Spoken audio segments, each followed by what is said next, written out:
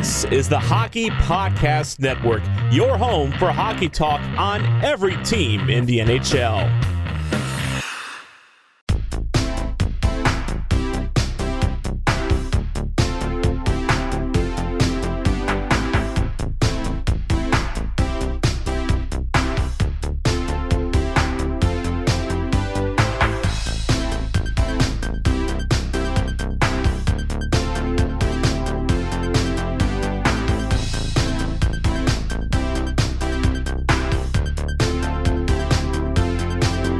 Welcome to Offside by a Mile, the podcast for anything and everything Colorado Avalanche, and the official Avs podcast for the Hockey Podcast Network. Well, happy birthday to our love, our vegetable man, Cale Makar. Saturday was his birthday. Happy birthday, big happy birthday to that old man. Hopefully, he doesn't lose a step this year. Getting old, 22. Getting so old. Poor guy. And, of course, classic, like we kind of almost called it, Jared. We almost called it. Joe Sakic decided he was going to work 2 days last week. Not just Monday, but he was also going to work on Tuesday. We missed it by that much. But Devon Toews signed, locked up with the Avs for 4 years, $4.1 million a year. Indeed. Obviously, more than we talked about last episode, but it's also a year more, so pretty much bang on value what we kind of expected. Yeah. Another million, another year. I think that's pretty fair, especially for a guy that's going to be like we're, buying UFA years and stuff like that. I think it's a great value because, he's 26 now. That means he'll be 30, 31 by the end of the deal. He may be falling off, not obviously falling off a cliff, but he'll be out of his prime, quote unquote, for the most part. But man, like, the chance for Devon Toews to be another like Nathan MacKinnon style value contract is outrageous. Yeah, I mean, it seems like a, good term. I mean, I didn't expect, honestly, us to sign him for 4 years, but I think that's really good because it kind of offsets the Erik Johnson end of the contract, which is 3 years from now. I mean, it just sets it up for success, I think, in a lot of the contract negotiations, because there's a lot of players that we have coming up, like will be 3 years. Also, Nathan MacKinnon, who's 6.3 mil right now for Nathan MacKinnon is pretty fucking low. But put that in a little perspective, though. Nathan MacKinnon is, he's still young. I'm not saying like again he's over the hill, but 3 years from now, Nathan MacKinnon's your Taylor Hall-esque age, right, to where he's 28, 29. Yeah. Obviously, the Avs are going to sign him forever. He's already said that he's willing to take another team-friendly deal if it helps him win. Good guy, MacKinnon. Said because he's the best. Obviously, he's going to get paid, but again, it's the late in life contract opposed to the Connor McDavid style, right in his prime at 23 deal. So you got to look at that too. It's not like he's going to get $10 million a year. I don't think.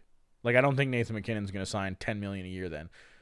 I mean, the cap may have changed, but I mean, that's 3 years of flat cap, so I doubt it. But, I mean, we'll see. Again, if Nathan MacKinnon's, best player in the league, in the argument at least, again, year after year after year, like we kind of expect. It's just, it's a different style of contract when you look at it, because it's not 23 to 33 or 30, whatever. It's 28 to 36 that you're looking at that window, so it's very different. But yeah, like dude's gonna get a raise. Yeah, 6.3 is outrageous. But it's not like he's going to McDavid money just because he's in McDavid stratosphere. That ain't gonna happen. Yeah, but you're not wrong though. You're not wrong, right? Like that 2023-2024 season, that off season is gonna be crazy. It's a lot to deal with, so it's it's kind of nice that we get a little bit of a break there with one player at least, because Graves, like Johnson, like there's a lot of these players are gonna have again, to get right, new contracts. You look at guys that are coming up and you're hoping it's gonna be a problem, because if it's a problem, it means they've played well over those 3 years. Right. So that's a great problem to have, but it's a case, like, hopefully for Erik Johnson, it's not like thank God it's over. Yeah. Which I don't think it will be. I don't think it will be either, but and but at that point, that's 3 years from now. He's going to be 35 Yeah. or 36, depending when his birthday is, and then, it's getting up there in the way that he plays the game. Holy fuck, man! Yeah, exactly. Especially like what we saw in the playoffs this year. Right? Yeah, guy's a guy monster. got beat up. Yeah. But yeah, Devon Toews, I think it's a screaming deal. I saw the tweets, everybody, praising Sakic and saying that, he killed this one and all that. I don't know. I think he pretty much signed market value for Devon Toews. Now, when it comes to the advanced stats crew, like Dom Luszczyszyn, I don't even know, from the Athletic, he's a Toronto guy, but he's kind of like Jay Fresh. He's had some sort of advanced stats take on basically every free agent or signing that we've seen this offseason. Mm-hmm. His model puts Devon Toews at about 6.5 a year for these 4 years. So awesome deal when you look at it that way for Joe. But when you look at the market and you look at what Graves got, Devon Toews pretty much fit the $4 million for 4 years kind of model. Yeah. Plus the fact that he's only got like a season and a half of experience. You're not giving a guy $6 million a year for that. Yeah, there's some possibility for regression. There's no chance Devon Toews was going to pull in $6 million. So you can't really say that it's a $2 million discount that Joe Sakic just negotiated. No, he was never getting 6.5. That's just 26 years old. Again, right? We talked about it with the trade. Like it looks really great. It looks really great. It looks like we got a top 2 stud.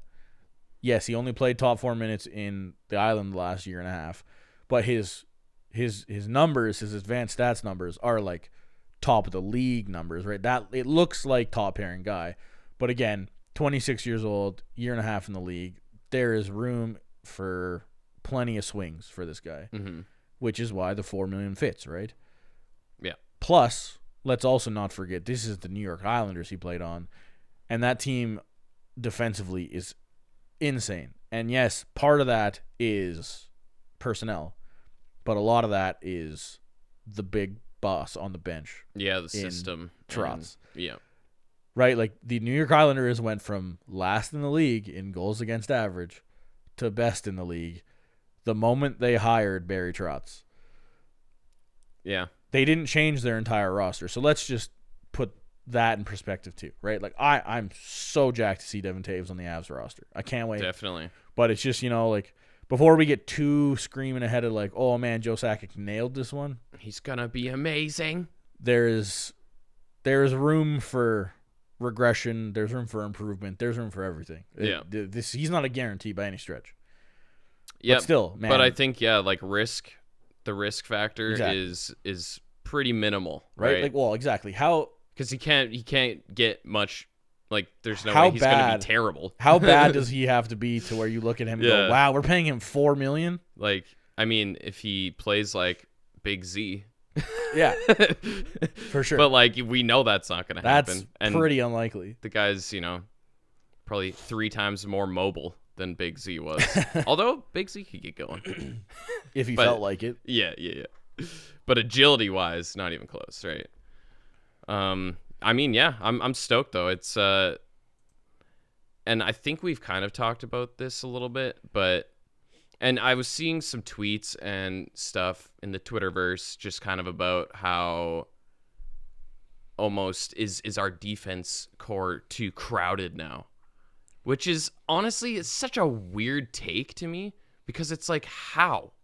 Like I get there's guys coming up, and we did talk about Byram and Timmins. They're there too. I did just roll my eyes at that comment, but it might not be wrong. Well, yeah, I see it, but the thing is, I feel like we're like learning from last year, and I guess even a little bit the year before, and that's injuries happen often, apparently all the time to us.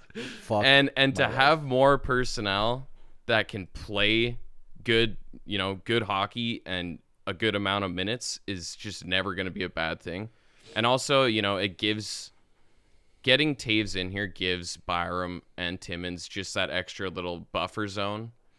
Because who knows what we saw Byram last year in the preseason, and we weren't necessarily like overly impressed, right? Like there was still, you could see that there's still a lot of growth that he needed to find, and he it's definitely a lot wasn't of ready for this show. Right. It's like there's a big step right to that bigger league. So this gives him. We'll see this year in preseason what Byram does, but it gives him the option to like if he's not quite ready yet, still maybe we have him in junior for one more year, right? Part of the problem with the decor the Avs have, and again, it's not really a problem, but I'm saying like part of what leads to this conversation is looking at other teams' rosters, right? You look at other teams' roster, and there's clearly a top two, there's clearly a middle pair, and there's clearly a bottom pair when it comes to contract size, when it comes to skill level, when it comes to all that. Whereas you look at the Avs the Avs sixth defenseman, and yes, Ian Cole is clearly your sixth defenseman currently, but he's also their third highest paid defenseman. Yeah, but you look at it, and when you look at the sixth defenseman, Eric Johnson, Sam Girard, Ian Cole, Devon Toews, Ryan Graves, Cale Makar, that's your six. It's a good six. That's that is your six. And yeah, when you talk about being too crowded, it's going to be very hard for a rookie guy or a young guy or somebody that's not these six to crack the opening night roster without an injury. Yeah. So yeah, on part of that side of the coin, part of that argument, you're like, you know what? You might be sort of onto something. But then yeah, you go into your thing. Having 7 defensemen on an NHL roster is necessary. It's super necessary for the Avalanche because we just watched a full season of garbage. Yeah. But it's one of those cases, right, where you like say it Bowen Byram or Connor Timmins or somebody just blows your socks off at training camp and beats out Ian Cole. That's $4.25 million sitting in the press box. That's a lot. And when you look at that on most other teams in the NHL's roster, you'd be like, how the hell are they going to afford that? Mm-hmm. And that's where you get into this. Man, the Avs don't give a shit. The Avs can afford Ian Cole. I saw things after Devon Toews signed. The Avs have $1.8 million in cap space. They're probably going to use it before the end of the offseason. Why? What's wrong with having a buffer and saving that for, say, trade deadline? Yeah. What's wrong with that? There's absolutely nothing wrong. Dude. Yeah, you don't have to spend it. Look at what is happening in the NHL this offseason. We've said it a million times. Cap space is king, even if it's only $1.8 million. Oh, yeah. That's can definitely make a difference. If all of a sudden a team like the Leafs or Pittsburgh or Tampa Bay or Vegas or whatever are desperate to get rid of a $1.5 million guy that's sitting in the press box, guess what? Come on over. Yeah, if it's a worthwhile deal, then we right. can If it's a guy that maybe gives the Avs a different look, whatever. Maybe he does fit in the roster. Have at it. Maybe it's a guy that hits waivers. That you're like, wait, you put him on waivers because you're desperate? Okay, we'll take him for free. It's like, oh, we have 3 injuries in that position. Why bother? Just using that $1.8 million is a mistake. Because same thing. Yeah, just using it for the sake of using it is a mistake. Same thing for the $1.8 million, right? Say Connor Timmins, Bowen Byram, somebody makes the roster. That $1.8 million means there's room for him to be in the lineup and Ian Cole in the press box. Right. Yeah. Just leave it alone. I'm not saying Joe Sakic's not going to do anything. Guaranteed he's not doing anything. Right. But I'm not saying he should. Yeah. Right? Like, I don't think he has to do anything. And if we look at it at this point, it's like, really, what do we need to spend that on? Yeah. Because I don't really see any glaring holes, especially that $1.8 million is going to fix or help a lot. Right. Like, it would have been kind of nice to get a guy like Jumbo at league minimum or, a player of that kind of ilk, whatever. Mm-hmm. But, again, you can still acquire a guy like that at the deadline for next to nothing if you so choose, right? And it's nice to have wiggle room for an emergency call-up, but an emergency call-up doesn't hit the cap necessarily. You have some wiggle room anyway. But I mean an emergency call-up that's not necessarily an emergency. Like, Nazem Kadri gets sick and misses a game, and you need a guy. Well, that's not really an emergency, so you need some cap space flexibility for that. What? There's nothing wrong with that. Mm-hmm. And I'm pretty happy with the 12 forwards the Avs have signed. I'm pretty happy with the 6 defense they have signed and the 2 goalies we have signed. Just fine. Everything is fine. Right. But yeah, if you go back to the original statement, like you go back to that decor and you see 6 million, 5 million, 4.25, 4.1, 3 and an eighth or whatever, and then you have Cale Makar on his entry level still. You're like, man, that's a pretty expensive, pretty loaded decor in terms of cost. But man, like it's because you have guys like Nathan McKinnon on deals, Landeskog on deals, right? Nazem Kadri is still a deal too.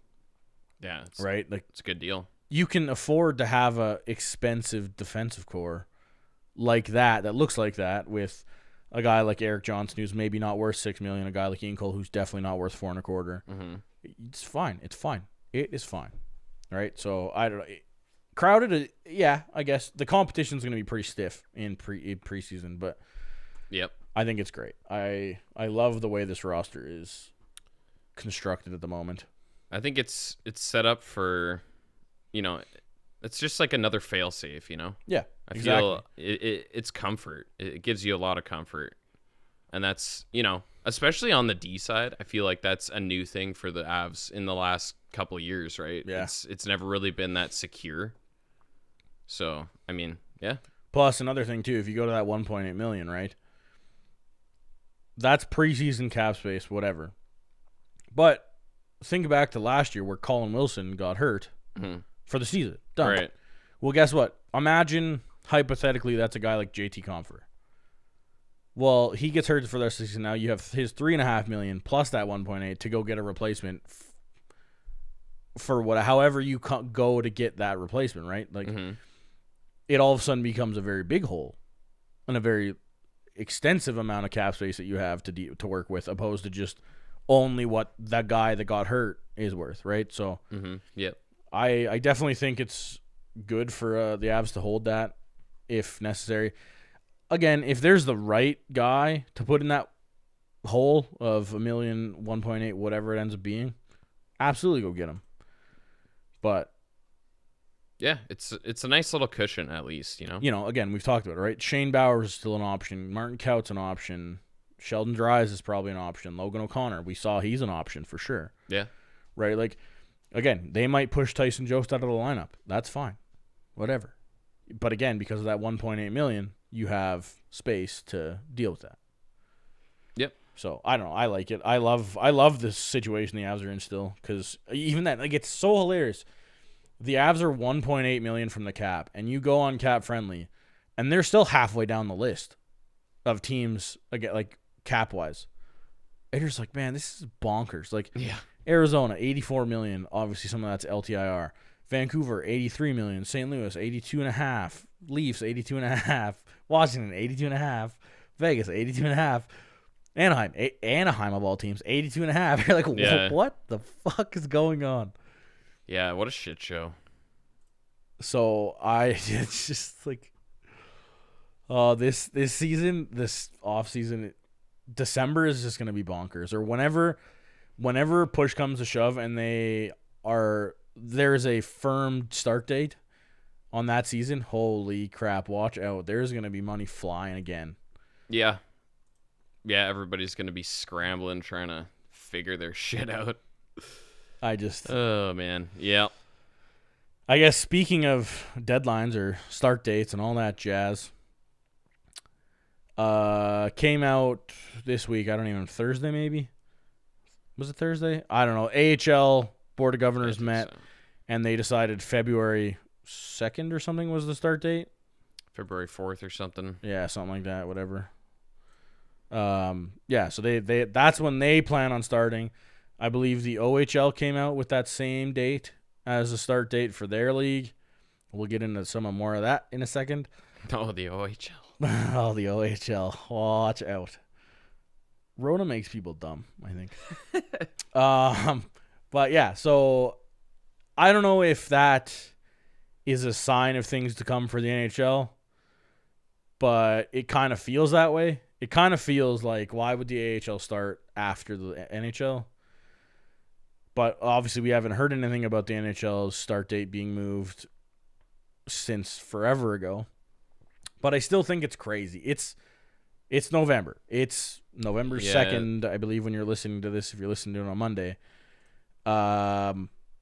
That's the hard thing to comprehend. Training camp starting in a week or two? Yeah, like we're at 2 months away here. And realistically, there's no, I don't know, like we haven't even begun. Again, another thing Brett has brought up to us before is the fact that you can't forget the NHL and the players have in their contracts a Christmas break. Like they get a Christmas break, and it would be crazy to think that they're going to start training camp. And contract freezes, isn't it? Or like not like contract trade freezes. movement Yeah, freezes. Yeah. So like Christmas and Boxing Day, and I think it's a 3-day window where nothing happens. Period. Right. Playing, contract movement, everything, trades, whatever. Which could throw another little wrench into things. Yeah. But it'd be really crazy to think that they're gonna have 3 or 4 weeks of training camp and then take a 4, 5, 6 day break, and then the season starts. Yeah. I doubt it. Yeah. I know. I think we said it last week. I still like January 1st training camp start. I can definitely see that. Yeah. January 1st season start still seems crazy. It's very hard to. But again, right? If it's January 1st training camp start, that lines up with pretty much a February 4th start of the season. It could, yeah. Right? Like you can definitely see that coming. And again, we tweeted it out too after that got announced. It's still they have to figure out how they're going to move players from the AHL to the NHL. Yeah. From bubble to bubble, from cohort to cohort, whatever they decide to name it, to whatever. They have to figure that out. And they were talking, I saw a tweet from, I think, Pierre LeBrun, maybe Bob McKenzie, somebody like that, about the player committee, the return to play committee or whatever. When they had the 2014 playoff format, I think there was 5 players on the committee. There's already 12 players on the season restart committee. If you think they're going to get somewhere in the next 2 to 4 weeks on a legitimate plan, a little legitimate like full season plan to start, I think you're nuts. Yeah, and I mean, you'd think that they would have to have the entire season planned out. You have to. Right? Like you can't just, it's a professional sports league. You can't just like wing it. Yeah, you can't just fly by the seat of your pants when it comes to something like this. Which is like, I don't think they would. That's how you end up with asterisks. Yeah. And like, if we know Gary Bettman, we know that this guy's like business first. So I don't think that we'd run into that situation. But it's just like, time is a thing. Time is of the essence. And if we're, quote, 2 months away here from the start of the season, I don't see it. I don't see it. Now, that being said, we are less than 2 months away from the World Juniors starting. Yeah. And I'm not sure the totals for Avs prospects across the tournament, but I did see that the Avs have 3 Canadian guys going to camp. Sweet. Sweet. So that, for us, I mean, obviously you and I and Brett are already going to be watching the World Junior Canadian games anyway. So, like, of course, that's sick for us. But when it comes to like the rest of the Avs, Justus Onninen's going to be there. Mm-hmm. I don't even know if he's eligible. I was going to say, is he even age eligible anymore? Let me check. He's 20. I believe you have to be 19. Yeah, I think it's under 20, right? Yeah, pretty sure. So I guess, he won't be there. But, the Avs are going to have plenty of guys there. So, that's going to be huge for us. It's going to be plenty entertaining by around Christmas time. We'll be talking about it. We'll be following it for sure. So it's not like we're going to not have any hockey to keep us busy in December, so that'll be fine. Which is starting to feel weird that there's no hockey right now. Well, so I was thinking about that too, right? It's going to be extra weird, and it's kind of been talked about already, but imagine these players. Normally speaking, especially for World Juniors, these players have played in their leagues, and they get pulled away from their teams to play at this tournament for, a month or whatever it is with camp and all that stuff. Yeah. These guys are just going into a camp. Period. Pure and simple, fresh legs. Yeah, this is like start of the season camp. It's unfortunate because it's like training camp. It's almost like they're going to their club team except it's the tournament team. Right. Which, man, this could lead to a really interesting World Junior, very similar to the last lockout and stuff like that. Like, this could be one of the best World Juniors we've seen in a very long time. Very possible unorganization, and which leading to a lot of odd man rushes. It might be the other way around because they've played only in that system, right? Because normally that's what you see in these tournaments because these guys are coming from 30 different teams onto this tournament team playing together for a couple of weeks, and then here's your tournament. Yeah. So, like, maybe a little bit less, I don't even know, less finesse, more, I don't know, that's a good question. I don't know. Yeah. I'm excited. I'm stoked. And all in the Edmonton bubble, so that'll be interesting. But, yeah, so I don't know. I'm stoked. I can't wait for Christmas this year for that. And it's going to be it's going to be the only thing that feels normal about this year. Christmas in the World Juniors, I think. Yeah. And even then, it starts Christmas Day this year. Yeah, too. Christmas Day, which is odd, not Boxing Day, but it feels odd, but it's funny because apparently, and I'm sure this is like I can't remember the exact years, but it used to always start on Christmas Day, which I didn't think that was a thing, but it actually was. So okay. People that are huge NBA fans are going to be really confused this year with no NBA on Christmas Day, I think. Right, yeah, I guess there won't be because I don't know what's going on with them, but probably similar situation. I'd imagine they'll be pretty close to the NHL when it comes to start dates too. Yeah. You never know. I mean, in kind of a side note, it's kind of nice that there's two sports leagues that like start and play at the same times because they can feed off each other, right? I don't know.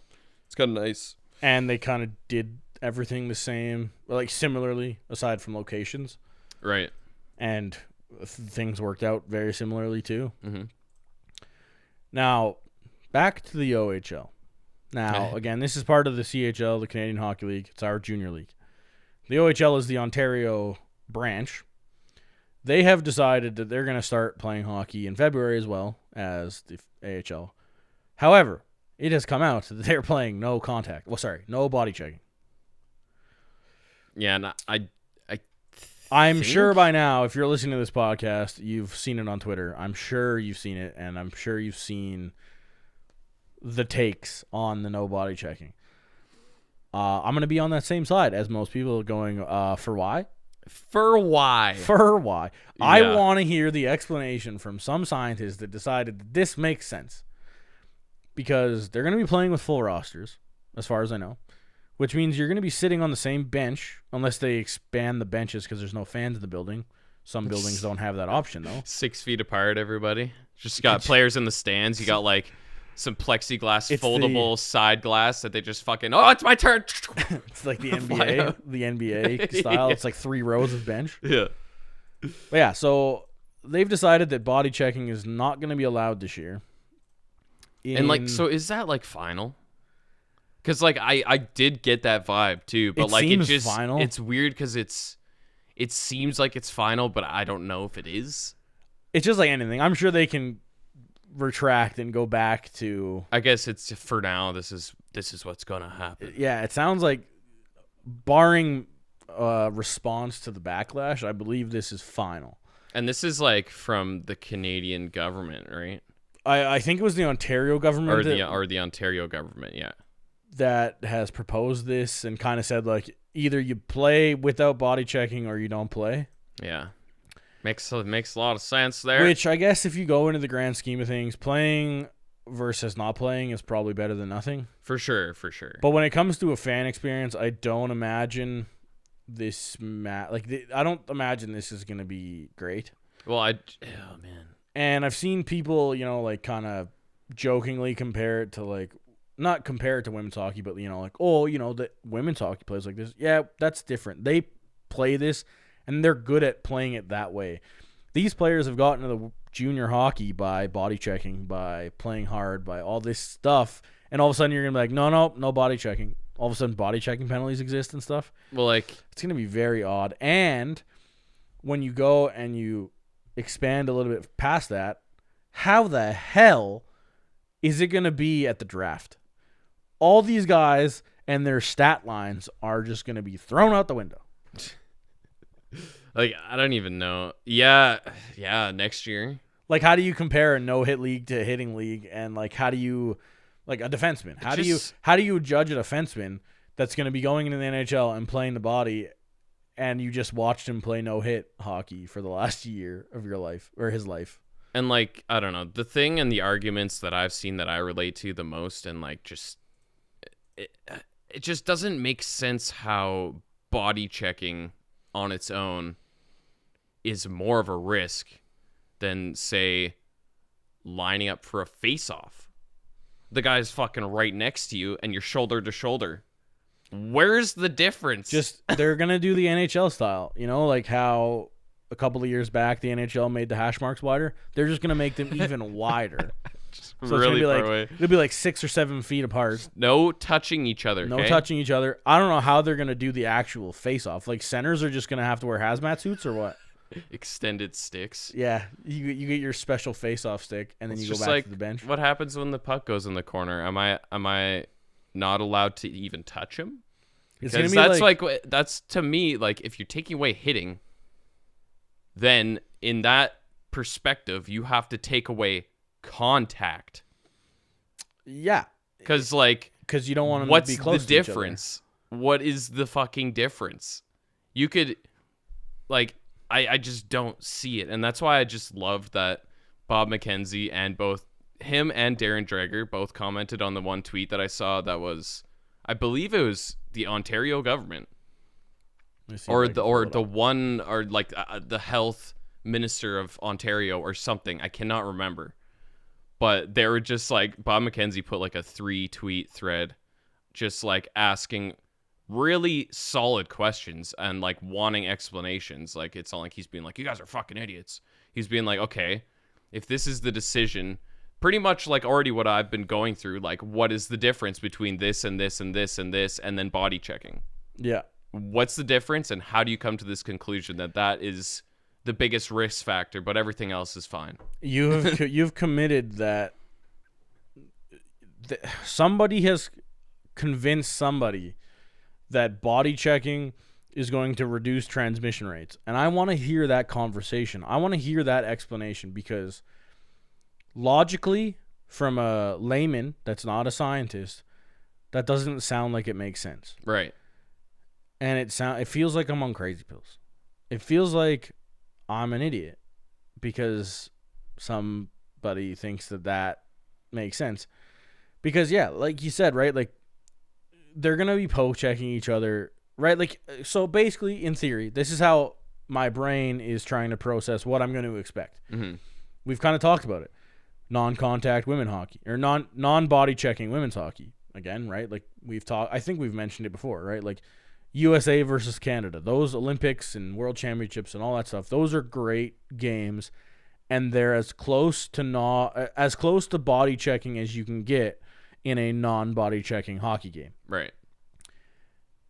And that's what I picture junior hockey in the OHL going to be, is basically that, with the odd body check because a guy is just ready to run him just because he's used to it. Mm-hmm. But that still means playing body contact, because that's hockey. There isn't a version of hockey past like tyke. Yeah. That doesn't involve body contact on purpose. Right. Right? And taking away body checking without... And I don't know, like you said, I don't know how you play hockey. Like, if you get the puck, do you just automatically have the puck and you can skate wherever you want, do whatever you want with it? Ultimate Frisbee style. Yeah. You can't move if you have the puck. Yeah. You have to pass. Got to change the rules here for the 2021 season here. Right? And it's things like that, right? Like, if the guy is skating on the boards and you try and angle him off, how is that any different than body checking? Right. Or, there's a rebound in front of the net and everybody's trying to bang it in because it's loose. Or just a battle in front of the net. Yeah. In period. With a D-man and a fucking guy who's in front of the net. So, we're going to play with, like, 3 in the key? Like basketball? Yeah, right. Like, I don't... Exactly. It just doesn't make sense. It feels like somebody who doesn't know what hockey is came up with this idea. Yeah, from the outside, and they're literally, it's like they've never seen the sport before. And they're like, oh yeah, we take away body checking, it's all good. It feels like my job. It feels like an engineer who doesn't actually know how to build things came up with a way to build something that doesn't actually make sense. It's this. It feels like the same thing. Hypothetically, this should work great. Yeah. What?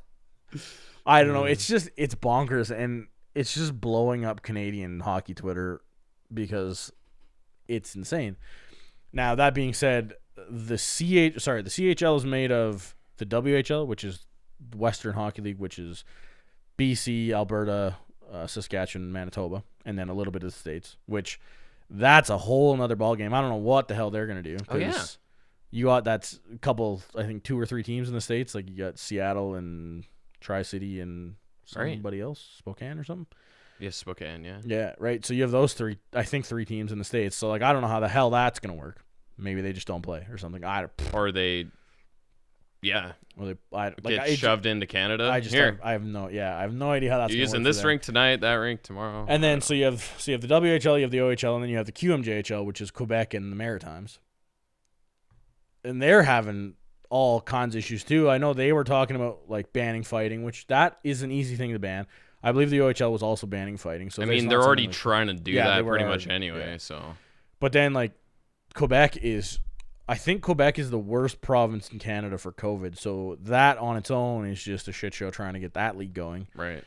So yeah, it's just our junior league is just a mess, and for good reason. Again, like we kind of talked about it, like it's one thing for the NHL to really have to try and make things work because there's a lot of money on the line. There's a lot of all that TV rights and all that shit.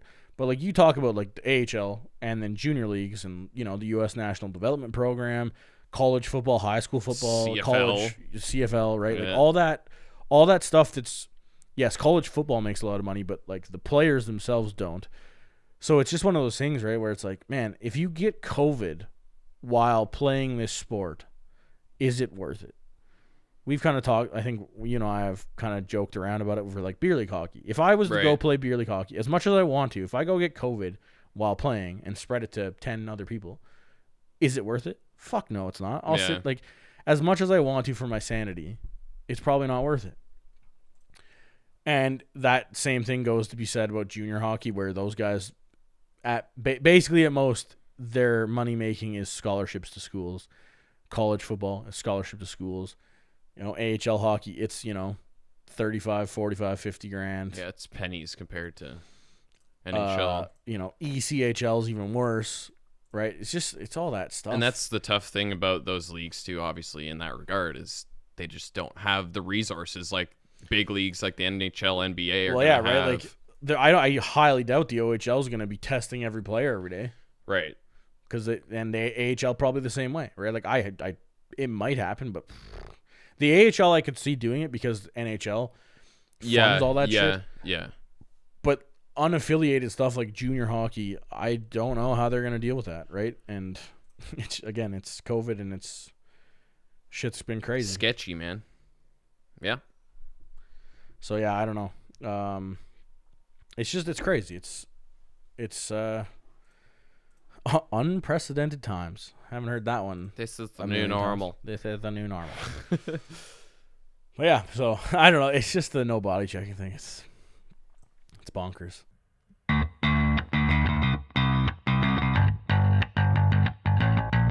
Hello, hockey fans. My name is Nick Berlansky, host of the Tip of the Iceberg podcast here on the Hockey Podcast Network. My co-host Nick Horwat and I talk all things Pittsburgh Penguins, from top news to game analysis and other unconventional hockey talk. We've got you covered. A team in the playoffs or in the play-in round won the first overall pick, and I wanted to throw my phone clear across this plane. Nope. He will. Yeah, see, there's your He hot will. take. Got it. That's my hot take. He will be a Hockey Hall of Famer, if not possibly first ballot Hall of Famer. That was just awful officiating. And who was this scrub that was officiating? Let me look it up real quick. Mark Rashe, something like that. Oh, Recchi. I just wanted to see him booming it from blue line to blue line, being the lines. That's all I wanted to see. Very few general managers have those type of players, let alone 3 players that you can easily say, if I don't trade them, my team will be better. So all I have to do is not make a move. And I get that's a foreign concept for Jim Rutherford, but you just don't do it. Don't do it. You don't do that. New episodes every Monday. Tune in at thehockeypodcastnetwork.com or wherever you get your podcasts from. And let's go Pens.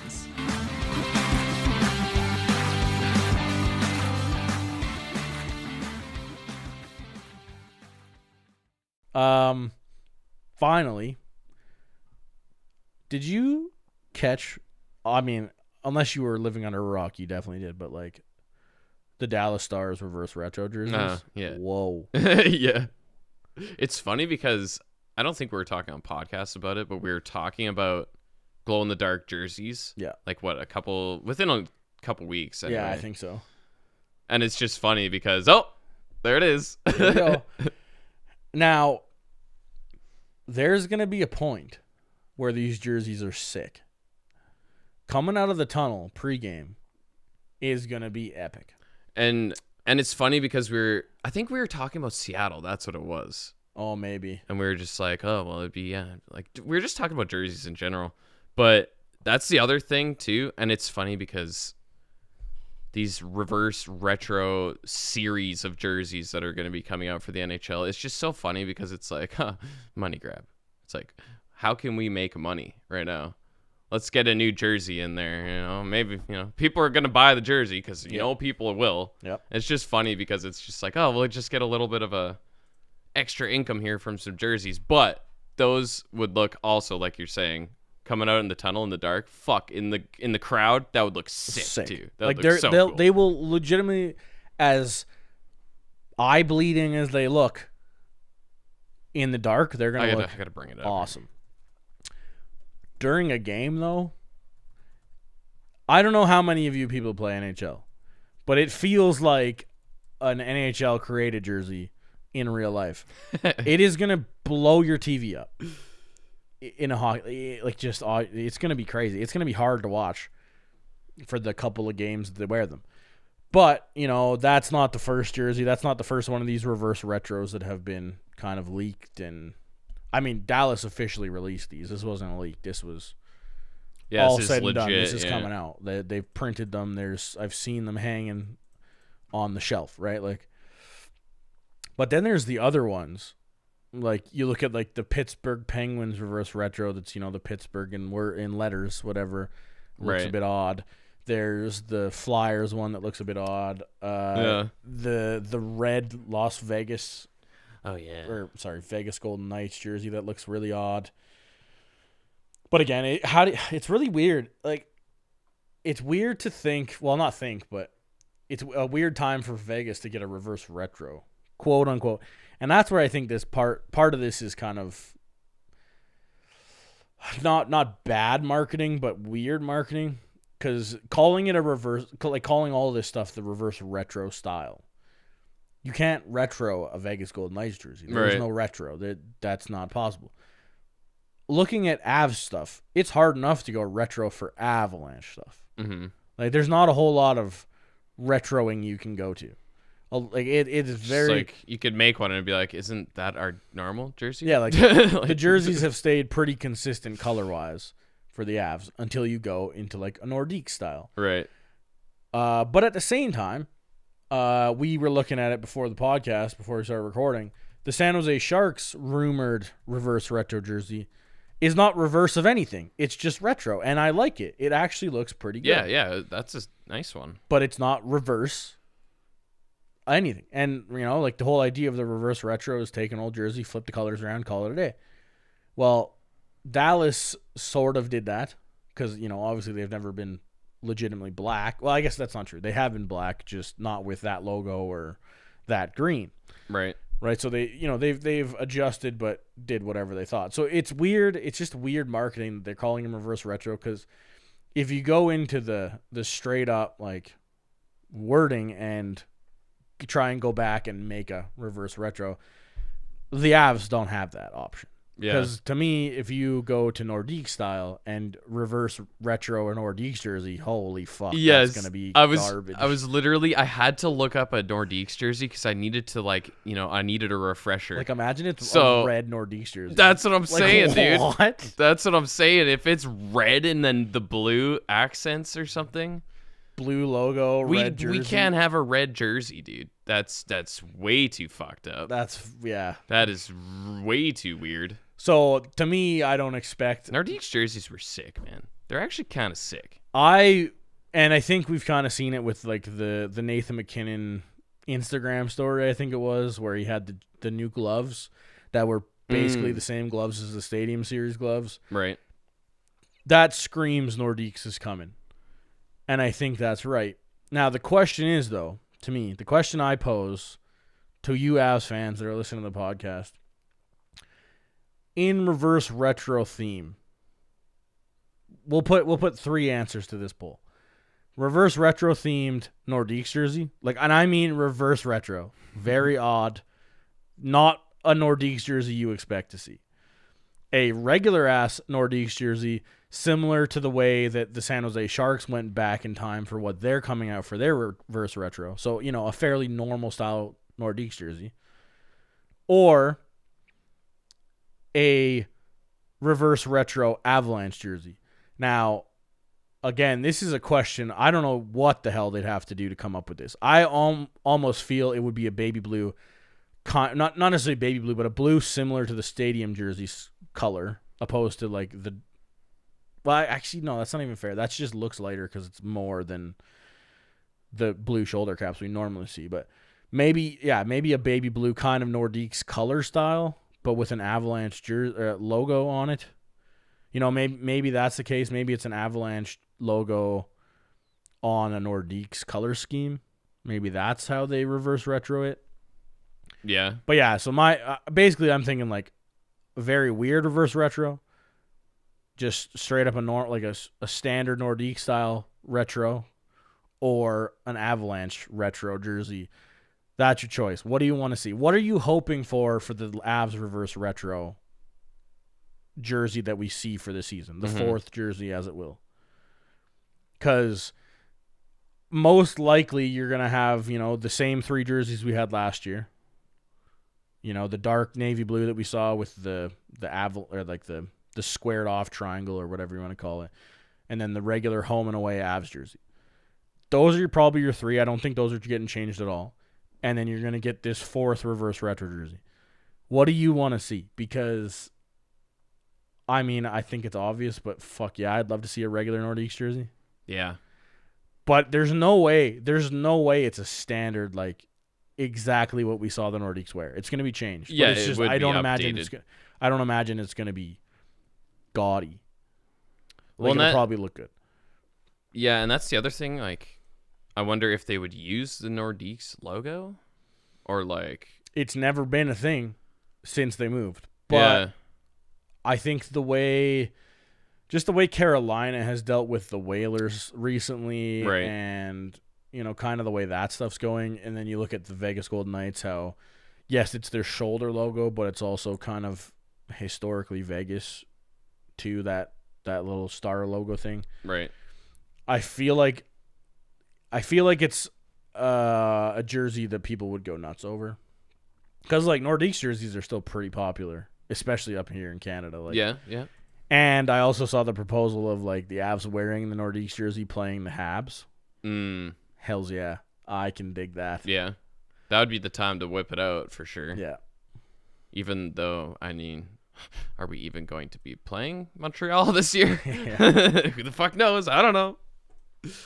Yeah, exactly. That would be such a missed opportunity if this is the reverse retro year and then they can't play the Habs. Oh, yeah, that would be painful. But shit happens. Is what it is. But yeah, I think it's an obvious answer to that question. I'm pretty sure it's going to be 99% Nordiques regular jersey, but I don't know. It's just seeing some of the shit that's come out.